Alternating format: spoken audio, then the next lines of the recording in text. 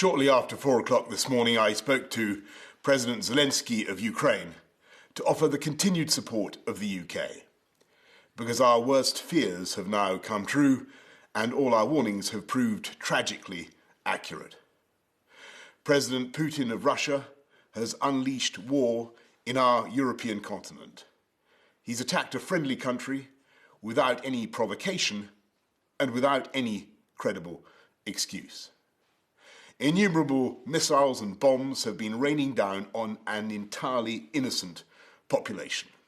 A vast invasion is underway, by land, by sea, and by air. And this is not in the infamous phrase, some faraway country of which we know little. We have Ukrainian friends in this country, neighbours, co-workers. Ukraine is a country that for decades has enjoyed freedom and democracy and the right to choose its own destiny. We and the world cannot allow that freedom just to be snuffed out. We cannot and will not just look away. It's because we've been so alarmed in recent months at Russian intimidation that the UK became one of the first countries in Europe to send defensive weaponry to help the Ukrainians. Other allies have now done the same, and we will do what more we can in the days ahead. Today, in concert with our allies, we will agree a massive package of economic sanctions designed in time to hobble the Russian economy.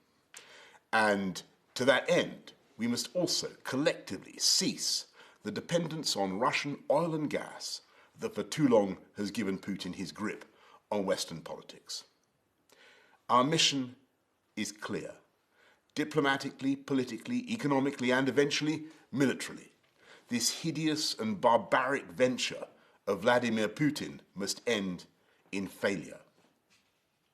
And so I say to the people of Russia, whose president has just authorized a tidal wave of violence against a fellow Slavic people, as the parents of Russian soldiers who will lose their lives, I cannot believe this is being done in your name, or that you really want the pariah status it will bring to the Putin regime. And I say to the Ukrainians in this moment of agony, we are with you. We're praying for you and your families, and we are on your side. And if the months ahead are grim and the flame of freedom burns low, I know that it will blaze bright again in Ukraine, because for all his bombs and tanks and missiles, I don't believe that the Russian dictator will ever subdue the national feeling of the Ukrainians and their passionate belief that their country should be free. I say to the British people and all who have heard the threats from Putin against those who stand with Ukraine, we will of course do everything to keep our country safe. We're joined in our outrage by friends and allies around the world. We will work with them for however long it takes to ensure that the sovereignty and independence of Ukraine is restored. Because this act of wanton and reckless aggression is an attack not just on Ukraine, it's an attack on democracy and freedom in Eastern Europe and around the world.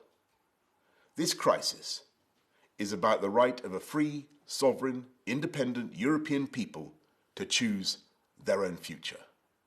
And that is a right that the UK will always defend.